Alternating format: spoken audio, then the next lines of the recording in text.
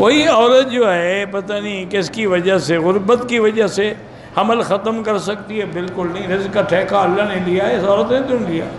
لا تقتلوا اولادکم خشیۃ املاق، اپنی اولادوں کو بھوک کے ڈر سے، فقر کے ڈر سے قتل نہ کیا کر۔ نحن نرزقہم وایاکم، ان کو بھی ہم نے رزق دینا ہے اور تمہیں بھی ہم نے رزق دینا ہے۔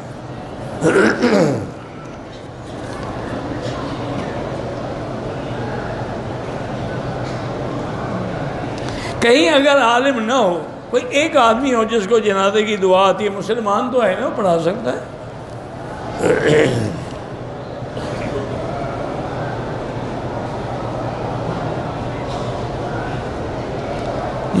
اعتکاف کے دوران میں مسجد نبوی میں احتلام ہو جائے تو نکل جاؤ، جا کے غسل کر کے واپس آ جاؤ۔ میں آپ سے دل سے پیار کرتا ہوں، اللہ پاک آپ کی جزائے خیر دے، آپ میرے لیے دعا کرتے ہیں۔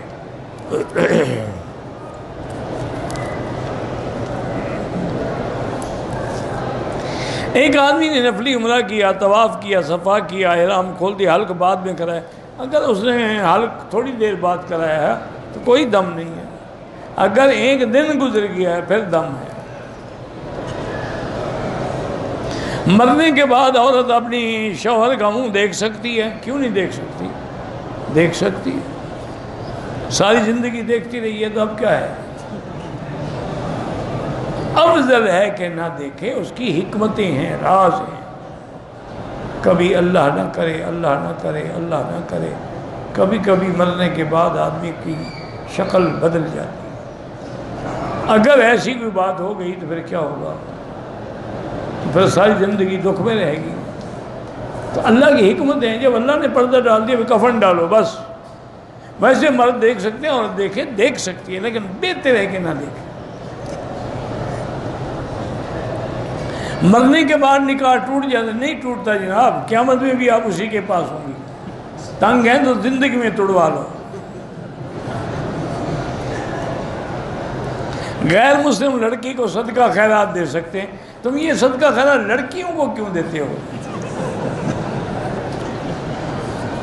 لڑکے مر گئے، کوئی چکر ہے صحیح؟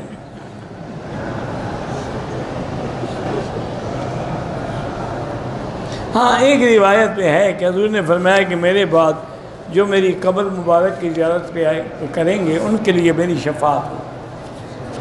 ایک بھئی یہ بھی ہے کہ گویا کہ انہوں نے مجھے زندگی میں دیکھا۔